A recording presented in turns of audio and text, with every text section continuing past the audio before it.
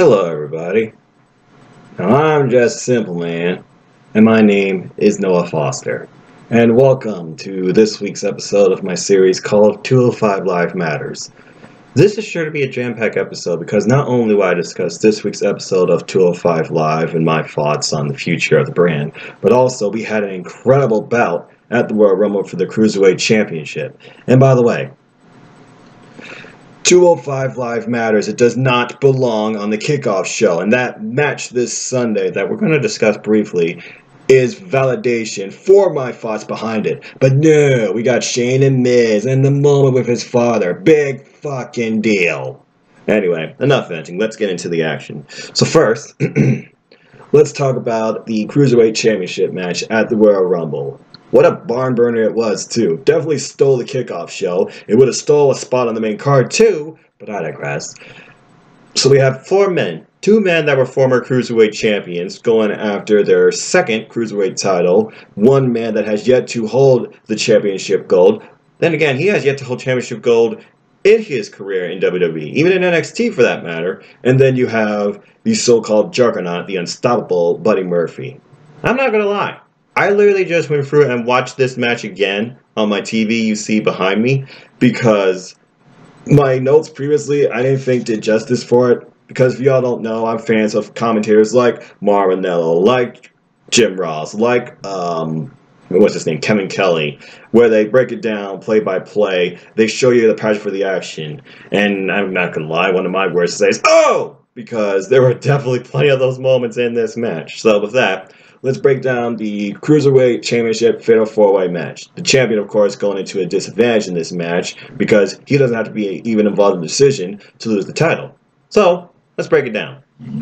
So, all four men come into the ring. We basically try to get a fill-up process. We see who's going to go after who. Is Hideo going to go after Buddy? Is Kalisto going to go after Akira? Is Kalisto and Akira going to both go after Buddy? Especially after the events that transpired before the Sunday match, where Buddy was basically trying to take out all three of his opposition in that main event triple threat from last week's episode, and failed. And Hideo picked up the win in that. So obviously Hideo was going in with momentum. But now we got a bit of a different start. Hideo literally just rolls out, and Nigel brings up the comment, discretion is the better part of valor, and we basically get just insane quick roll-ups, actually. 3 quick roll-up exchanges. And then, of course, Buddy, he controls the opposition with Akira and Kalisto, demonstrating his strength, countering an octopus hold, a Hurricane Rana, but then he gets caught by a Hurricane Rana by Kalisto. And then a very unique, I think completely unexpected exchange happened where Akira basically gives Kalisto... No, I take that back. Kalisto gives Akira the assist with a step-up dropkick that takes Murphy out. Almost kind of like a poetry in motion if you think about it from the Hardys. And then following that, Kalisto, he gets caught after trying to go for something and just gets dropped, alright? And I mean dropped. And next thing you know, the only person in the ring is Hideo, with his arms folded like this, saying, come on, controlling the ring, basically. And basically the only person he was trying to call that was up outside the ring, Buddy Murphy.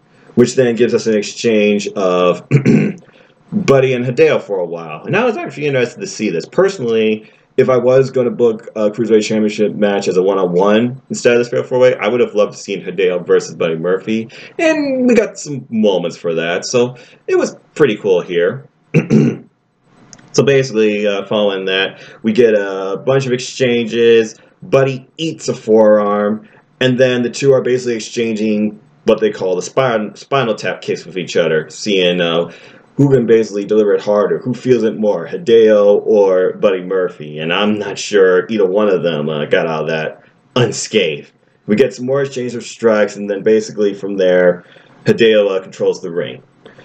But here's the first crazy spot of the match that I thought was like, wow. So basically you have Hideo in the ring. He's up on the ropes trying to go after Buddy. Out of nowhere, here comes Kalisto. He gets caught by Buddy, okay? And Buddy hoists Kalisto up while Hideo still is on the ropes. And he has the middle and top ropes wide open. There's one person missing from this equation. Akira Tozawa. Akira Tozawa comes out of nowhere, suicide headbutt dive into Kalisto, who then drives Buddy Murphy into the barricade with a Hurricane Rana. All 3 men are down. The only one left unscathed is Hideo Itami, with the completely unknown assist to him. And then following that, what's interesting, Hideo brings in both Tozawa and Kalisto in the ring and goes for a cover on each one of them. But, of course, that, that led to nothing. So following that, we move a little more into the match. We got Kalisto and Akira. They're on the apron, and then this was a really cool spot too. Kalisto launches Akira, and I mean launches him. You can imagine the hang time here into Buddy Murphy, completely take him out. And following that, we get a little bit of lucha style with Kalisto controlling the ring. He delivers the Mexico City Twister, as they call it, and then goes for a cover on Hideo. By the way, Kalisto reminds me a lot of Phoenix, especially early in the match. We was doing his little jumping, walk the ropes type spot earlier. We was trying to do a Hurricane Rana Buddy Murphy. I would love to see Kalisto and Phoenix face each other one-on-one. But again, I'm just fantasy booking. Would we ever see Phoenix on 205 Live? Heck, even in WWE? I don't know. I'm just saying. Anyway, following that, we go for a Salido del Sol, and it is countered into a long dart by Buddy Murphy, once again showcasing his strength, which is long darts Kalisto into Hideo into the corner. And following that, we get, of course, on the other side of the ring, I like how there was like no rest spots here at all. It seemed every person was in the ring at one point or another, basically trying to gain advantage or control and go for a cover. But anyway, moving on. We get Akira Tozawa, one of his greatest hits, a missile drop kick. And then we get a Shining Wizard into a cover after one of his unique suplexes where he slides underneath Buddy and just drops him on his neck and head. This led to another near fall, but of course, not enough. And you think this match is just getting started, you would absolutely be right. So following that, we get Itami back in the fold, and we get a callback to Itami and Akira, who go after one another. And then Akira basically just drops Itami with a vicious Hurricane Rana. It looks like he dropped him like head first. I don't know if Hideo was maybe suffering from conditions of a concussion during that moment, but it definitely looked nasty. And then following that, we get Akira going after his suicide headbutt dive, but Hideo gets out of the way, so he stops on the dime, changes direction. He goes from north to east to west, and literally suicide headbutt dives into Hideo, who thought he was safe. He still nails him. And then following that, we get Buddy back into the ring. Kalisto comes out of nowhere, tries to gain the advantage, goes after Buddy. Nope. Buddy sends Kalisto flying over the top rope. All 3 men are out of the ring. Buddy's in the ring by himself. Buddy contemplating, what do I do now? You know Buddy, he's over the top. He literally clears the top rope, looking at all 3 men, and takes all 3 of them out, and then just stands on his feet like, oh, that was nothing. I will say this right now. Buddy Murphy reminds me a lot of Kenny Omega in some of his aspects, from his clearing the top rope dives to those vicious knee strikes he delivers, almost shades of a V-trigger. Kenny Omega versus Buddy Murphy would be an interesting match too. Is Kenny Omega going to go to WWE? I'm not really sure, but again, we'll see. And by the way, folks, I'm just a simple man and a lifelong fan of wrestling. Every week you're going to see me wearing different wrestling apparel. The only reason I'm wearing this today is because it's negative 32 where I live. Gotta stay warm. And no, I don't own the hoodie and windbreaker yet, but I will soon. Anyway, going off topic, let's get back to the match here. So following that, Buddy Murphy is the only one standing, and he goes to get back in the ring for the middle ropes, but somehow Kalisto, he comes back in the fold, goes to the top rope, and literally catches Buddy Murphy in between the ropes, spikes him with a Hurricane Rana. The way Buddy Murphy sells these spikings from Hurricane Rana and Snap Ranas and just DDTs is beautiful, by the way. Incredible athlete and performer.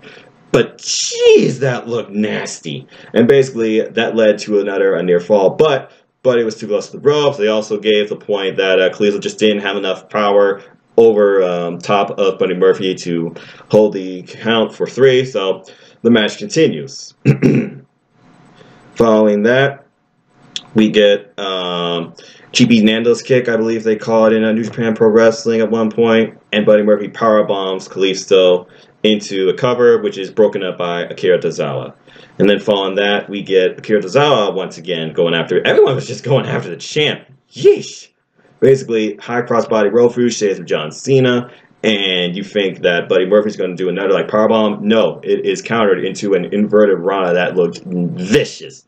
And then instead of Akira getting the cover, Hideo comes in and tries to take advantage and goes for the cover, which of course he doesn't get. And then out of nowhere, we get a little bit of a cover exchange. Kalisto then goes to cover Hideo, and nope, not enough. Then out of nowhere, he falls up. Salito does so. You think that's it because that's Kalisto's finisher. We get a 1, 2, no. All 4 men are down the middle of the ring. So now you're wondering who can take advantage. Where do we go from here? Well, here's where we go from here, folks. We get all 4 men basically slowly coming up. We got them fighting in pairs of 2. And in the end, Hideo and Buddy, they both take out Akira and Kalisto, who are now out of the ring. We get an exchange once again now between Hideo and Murphy. So following this, we get back and forth, and Hideo, he tries to lights up Murphy. He misses the spinning back forearm, and then eats a jumping knee strike from Buddy Murphy. And then following this, we get Akira and Kalisto back in the fold, and we get exchanges of kicks. Shout out to Yumbos, by the way. Super kick party, I tell you, kicks everywhere. There was an insecurity to Hideo after Murphy catches the leg of Kalisto. We get double super kicks to Murphy by Kalisto and Akira. And then we get a roll through kick by Akira to Kalisto. And then it comes down to Akira and Hideo. And of course, he does one of my favorite moves, the whole fake out jab. Drops Hideo like a redwood. But then out of nowhere, Buddy comes back into the fold. And we get jumping knee strikes. And a beautiful spot, by the way. Kalisto comes out of nowhere. And he Buddy catches Kalisto out of midair with a jumping knee strike. Beautiful. Drops him. But nope, that wasn't enough.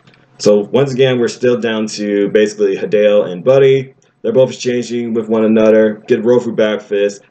Tommy thinks he's going to go for his finisher. There's a Akira knee strike. Nope.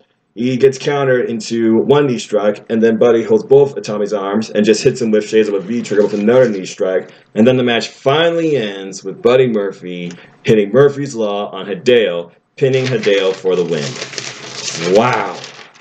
And to think, this was on the kickoff show. This had to be a good 10 to 12 minute bout. This is the exact reason, folks, why 205 Live matters. This is the incredible action, the passion, the work ethic that these incredible athletes put in. You don't need some fucking nostalgia spot, okay? This could have been so great if on the main card, alright? Because we already knew the obvious outcome in the stupid SmackDown Live tag team match. By the way, tag team wrestling at SmackDown Live, it doesn't even fucking matter anymore. What do I care, okay? We got freaking Shane as Miz as champs. Whoopie-doo, alright? Where the hell is Sandy? Good bro, you know what? You know what? No. 205 Live matters. That's not... SmackDown Live is not what the series is about. But it is about the booking of 205 Live. And that's basically what I'm trying to stress here. The bottom line, the 205 Live Cruiserweight Championship match deserves better and does not belong on the kickoff show. Simple as that. Anyway, so let's get down to this week's episode of 205 Live.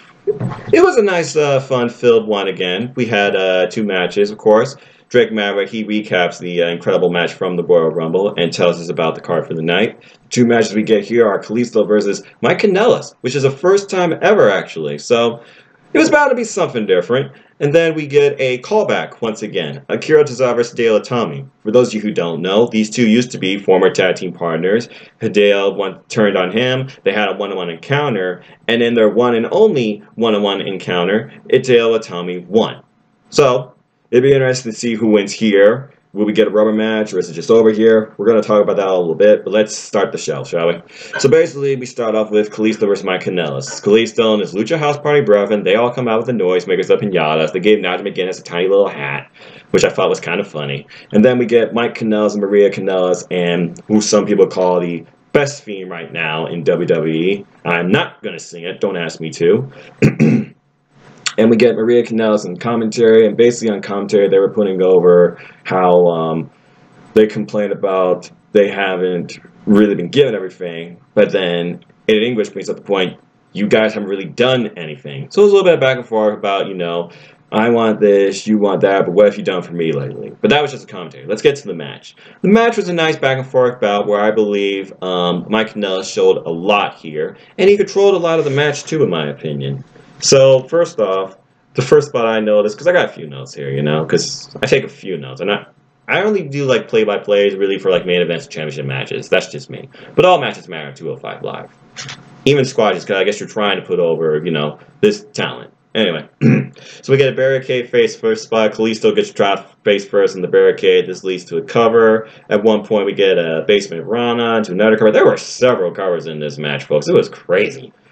There was Salida del Sol counter, suicide dive counter. Now, this was really nasty. I was worried for Kalisto's neck because, for example, Will Ospreay, at one point I thought he broke his neck. And if you're not careful here in these spots, folks, you could literally end someone's career here, okay? The way that Kalisto's body was contorted after Mike Kanellis countered the suicide dive attempt and just threw Kalisto into the barricade, that was just kind of disturbing to me. Like, his neck was this way and his body was turned this way. It's almost like he was perpendicular. But anyway, following that, we get a inside cradle cover somehow by Kalisto. It wasn't enough. There was a DDT into a cover by Kalisto. It still wasn't enough. Then Mike eats a couple of kicks, and Kanellis, after that point, though, he does take down Kalisto into a cover. Still not enough. At this point, you can tell Mike Kanellis is getting frustrated. He doesn't go for another cover, for example, either. Instead, he just gives Kalisto freestanding, suspended German vertical suplexes. And then following that, we get what I guess they're calling the backpack stunner. I thought it was like a package jawbreaker into another cover. And I honestly thought that was it. But there's one thing you got to remember. Ring awareness. Kalisto was aware he was close to the ropes. He got his foot on the ropes at 2 7/8. So the match continued. And this is, I think, Mike Kanellis' breaking point. Maria, too, on commentary. Following that, basically from there, we get some sort of weird tie-up roll-up, and Kalisto comes out with a win. Much to my surprise, too. Because, I don't know, I feel like that Mike Kanellis really needs a win here. He really hasn't done a lot, and I guess they really haven't been able to showcase a lot since the whole end to the whole Lucha House Party, TJP, match stealing feud. Where's TJP, by the way, in all this? I guess they're just done now with him, or he's not part of the faction? I don't know, but anyway. Moving on from there, it was a good opener match. From there, we got talk about the Worlds Collide tournament. And I'll break down my thoughts more on that later after we go over the rest of the show. But basically, they talk about the Worlds Collide tournament. And in case you don't know, it is a 15-person type tournament where you have 5 people from NXT, NXT UK, and 205 Live, where the winner of this tournament will get a championship match of their choosing. A very interesting concept, and I know a lot of people, including me, have fantasy booked matches between the combatants of NXT, NXT UK, and 205 Live. So it tells me that we're going to get at least some of that here. A bit of foreshadowing maybe for the future? We'll see. I wouldn't mind this being like a pay-per-view, actually. Imagine the women involved in this. Rhea Ripley versus Becky Lynch. Toni Storm versus Charlotte. Oh my gosh, so many possibilities here. Shayna Baszler versus Rhea Ripley. Oh, okay. Now you're talking about some heat. Anyway, I'm going off topic, sorry. Let's move on. So, following that promotion, we then get a backstage promo with one of my favorites of the 205 Live roster, Drew Gulak, and also his running mate, Jack Gallagher. Basically, they are holding their own little forum, I guess you could say, welcoming Humberto Carrillo, but also pointing out how they praise his performance and see high and great potential in him, but they also want to mentor him. They could see basically Humberto Carrillo benefiting from the tutelage and guidance of Drew Gulak and Jack Gallagher. So basically, they want to offer him guidance. They say, you are an incredible athlete, and there's no right way to win a match, but there's a bunch of wrong ways to win. So basically, they're saying in his next match, they're personally volunteering to be in Humberto Carrillo's corner, because they believe with Humberto Carrillo, they can all make for a better 205 Live. And of course, they end with a thumbs up. I don't know about y'all, but I love Drew Gulak. I love the whole PowerPoint presentation thing. If I wanted to, I probably would do something similar to that on my TV right now. But anyway, that's a whole line thing. That's a whole different story. I personally hope Drew Gulak does become Cruiserweight Champion at some point. I would love to see it somebody at the end of the year. He's one of my favorite athletes. He's one of my favorite characters. And he really does keep to the ground. He only has broken his morals when he feels like he has to. So my respect to him. If you haven't checked out some of his indie work, I highly suggest you do. Just put in the name Drew Gulak. You'd be surprised what comes up. He's faced the greats like Tommaso Ciampa. He's faced Johnny Gargano, just to name a couple. He also even was in a faction with Johnny Gargano back in Smash Wrestling, where intergender wrestling between him and Candice LeRae happened for a championship. Again, probably different names too. But go back for YouTube, defend indie wrestling, folks. Support indie wrestling, local and far, and go check out some of those matches. Okay. Anyway, I'm going to be interested to see Humberto Carrillo's next match and how this unfolds, because to me it sounds like they're already building the next storyline here, which is going to be Drew Gulak versus Humberto Carrillo. I wouldn't be surprised if Humberto Carrillo faces Jack Gallagher first before this happens, but I definitely see this being the end game. So, stay tuned. So following that, we had a promo from Ariya Daivari basically talking about how Hideo Itami, he was in a match that was about all luck and zero skill. And in a one-on-one, he would have won the title. For Hideo Itami is the most destructive force. But this is also hyping up tonight, basically saying how he's going to use Akira Tozawa as an example. Because again, we're getting Akira Tozawa versus Hideo Itami in the main event. And then following that, Hideo speaks in Japanese. I didn't really understand it. So following that, we then get a callback to earlier in the day. This is actually interesting, but this does make sense compared to what we saw last week. A parking lot brawl between Tony Nese and Noam Dar. That was just vicious and had to be pulled apart. There was officials getting in the way. Eventually, Drake Maverick, 205 Live General Manager, he got into the fold. And even Buddy Murphy, Drew Gulak, and other cruiserweights got into the fold. But basically, following this led to Caleb Braxton standing outside a door for 205 Live, I assume it's the General Manager's office, basically informing us that Tony Nese has been indefinitely suspended. Definitely suspended.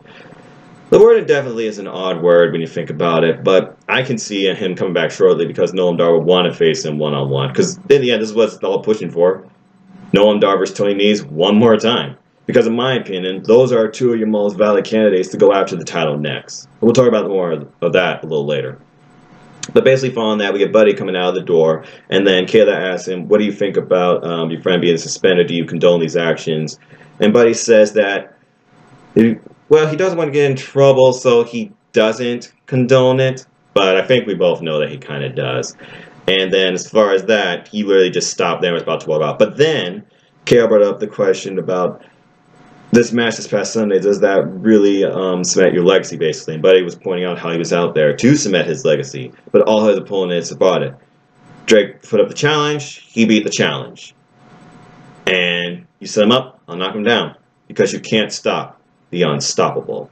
It'll be interesting to see who's Buddy Murphy's next champion opponent. We might even learn from the Worlds Collide tournament for all we know. But I'm definitely looking forward to the next Cruiserweight title match. But maybe this time make it a one-on-one. And don't put it on a kickoff show. Anyway, chances are it'll be on Elimination Chamber. So, we'll wait and see. So following that, we get our main event. Akira Tozawa with the Brian Kendrick in his corner. The man with a plan. And the clean-shaven now, the Brian Kendrick. It looks better that way, by the way, in my opinion. Versus Hideo Itami with his running mate, Ariya Daivari. This was a really nice back-and-forth match. And I knew it would be based on their past history and how well these two know each other. And they have a similar style. I like matches. Actually, I can't decide if I like matches more where the styles are the same from the combatants, or it's a mix of styles, like Lucha versus Brawler, or Technical versus High Flyer, you know what I mean? But anyway, so basically we get a good feeling out process at first, almost shades of a Kung Fu movie, think about it. So you could land the first kick first. Eventually, Akira Tozawa lands a drop kick, goes for a cover, not enough. Then we get a senton, back senton by the way, because that's Akira's specialty. He goes for another cover, still not enough. And then, of course, we get one of my favorite spots here. We get some slaps, and then, of course, Akira with the whole fake-out jab, goes for another cover, still not enough. Following that, we get a slam into another senton, another cover, still not enough. There were so many crazy covers in this match. Good back-and-forth action with Akira controlling the front portion of the match. I thought it was pretty darn good. But then, following that, you knew the outside guys were going to have to come into play, at least one of them. So, of course, a distraction by Ariya Daivari comes into play. Hideo takes advantage and goes for a cover, not enough. Then we get a knee to the back of the neck by Hideo. Ugh.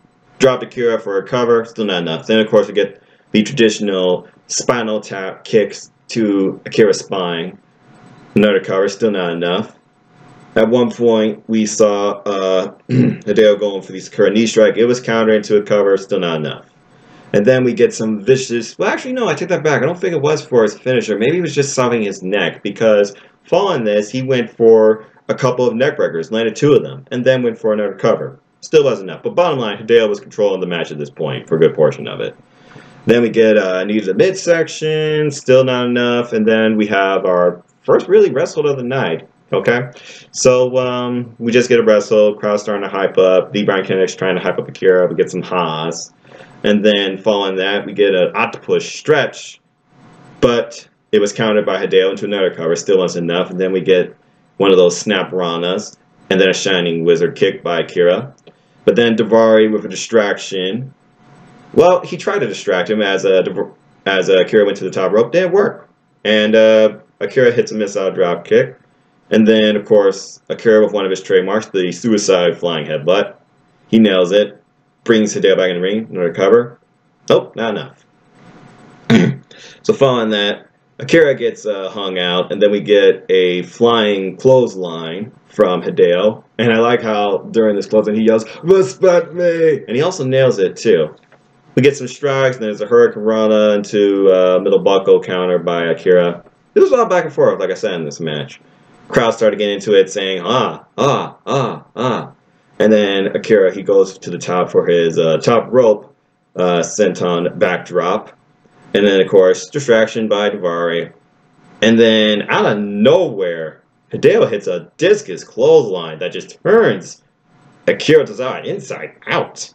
We get another cover, still not enough. And then following that, we get a whirlwind kick by Tozawa. I like that move, by the way. Whirlwind kick, good name. And then, of course, we get more distraction spots. Daivari, he gets taken out by the Brian Kendrick. Well, no, I take that back. Basically, we're towards the end of the match. Arya Daivari, he comes up with another distraction. Kendrick has enough, but Daivari takes out Kendrick, and Akira's like, "What are you doing?" Hideo takes advantage, hits him with a knee in the back, and then he comes in for a basement drop kick while Daivari's holding him. But Akira gets out of the way, so Hideo hits Daivari with a basement drop kick, and like, uh-oh. Then we get high angle German suplex from Akira Tozawa, which finally led to the top rope, back center on a drop. I forget what they call that, by the way. I know it had a name at one point. But basically after this, Akira gets the win. A good, nice back and forth bout, a nice main event, and Akira with the win, building momentum towards a future championship opportunity. We'll see. But following this, we were not quite done yet because we see Daivari just furious. He goes to the ring, what looks like, to help his so-called friend he respects, picking up Hideo Itami. But then Daivari, he just takes him out with a lariat, leaves him laying. So, if I have to guess, I'm pretty sure this partnership is disintegrated. And probably we'll get Hideo Itami versus Arya Daivari, one-on-one. But again, we'll see what happens next week. Whew. So, heck of a Royal Rumble championship match, and another good show tonight. Again, I don't really have a grading system because, you know, you only get like 2 or 3 matches, you get a couple promos, and that's it. I just enjoy the show because 205 Live matters, and I've always been a fan of Cruiserweight Wrestling. Truth be told, I grew up on WWF's side, but even I admired and did watch a little bit of WCW. Thank you, WWE Network. And I checked out the Cruiserweight Wrestling held by Dean Malenko, Rey Mysterio, Chris Jericho, etc. I'm still got to catch up on WCW too, especially if I want to participate in next year's Wrestling Trivia Challenge, but I digress. So, that was this week's episode of 205 Live. Now, a couple of things. So right now, we got the Worlds Collide tournament going on, where 5 men in 205 Live can potentially get a championship opportunity of their choice. Would they go up to the Cruiserweight title or something else? I don't know. But we got, representing 205 Live, Cedric Alexander, Tony Nese, Drew Gulak, TJP, and Humberto Carrillo, which I find very interesting. But, look, I know people are going to tell me, no, don't you get it? They've already spoiled it. I live hashtag spoiler free, so please, don't spoil it for me. If I were to pick a winner out of these 5 to win the Worlds Collide tournament for 205 Live, I would honestly want to see Drew Gulak win, because I want Drew Gulak to go after the Cruiserweight title. I think he and Buddy Murphy would have a great back and forth match. But then again, this could also be the opening to get someone off the 205 roster into another brand. Would I see Drew Gulak going after Daniel Bryan for the WWE Championship? No, I don't know if they would allow that. But anyway, bottom line, I want Drew Gulak to win. Simple as that. And I'll be interested to see the fallout and the finals this Saturday on the WWE Network. So that's my thoughts on the Worlds Collide tournament from the 205 Live perspective. Now, a little bit of news.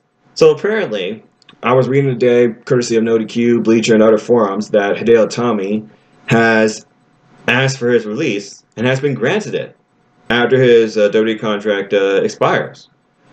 I feel like this is good for him because, let's be honest, ever since his debut, I guess you could say, from Kenta to Hideo Itami back in NXT, he's had some great matches, some great storylines, but he just hasn't won anything, and he's kind of just stuck in a rut right now.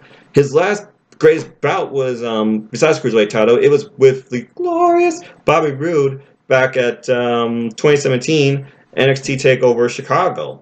And he lost that match. And then, of course, he eventually turned heel in that and ended up feuding with, like, Cassius Ohno, for example. He also participated in the Battle Royal back at WrestleMania 31, Andre Giant Memorial Battle Royal.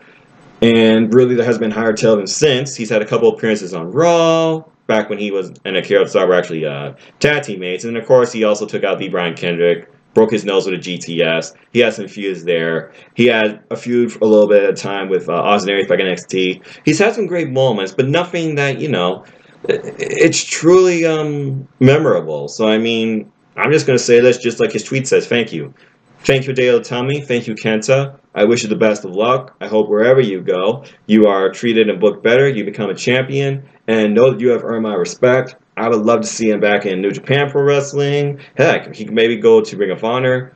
Maybe a new promotion. I'm just saying, you know, where there's no favoritism, everyone's treated equal, and there's already some interesting talent. But what do I know, right? I'm just a simple man. So, I think that about wraps up this edition of 205 Live Matters. Thank you so much for watching and listening to me. And as always, folks, I'm just going to keep it simple. Because, again, I'm just a simple man and a lifelong fan of wrestling. So if you like this and you want to talk more, 205 Live Matters, or just talk wrestling in general, you can look me up on my Twitter, nodq.com/Noah, where you can at me on anything you want wrestling, and usually I talk. There's a lot of great people I talk to already. Shout out to like Jeff, Alex, Brandon, the Elite of Wrestling group I'm with, and all of the NoDQ family too, and NoDQ Galaxy. They're freaking awesome. But with that, if you like this, like, share, subscribe, leave a comment, tell me your thoughts.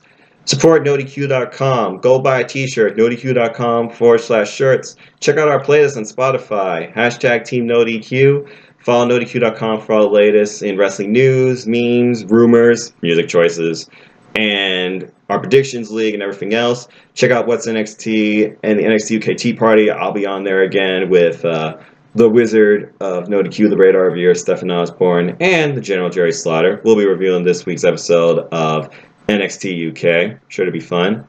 I'm always proud to be a member of hashtag Team NoDQ NXT and just a member of Team NoDQ in general. But again, thank you all for watching. Thank you all for listening. And as always, 205 Live Matters, people. I think I'm going to try and also open up Skype on this too. I'd love to share thoughts on 205 Live with all of you as well. But until next time, with that, have a good night and a good day.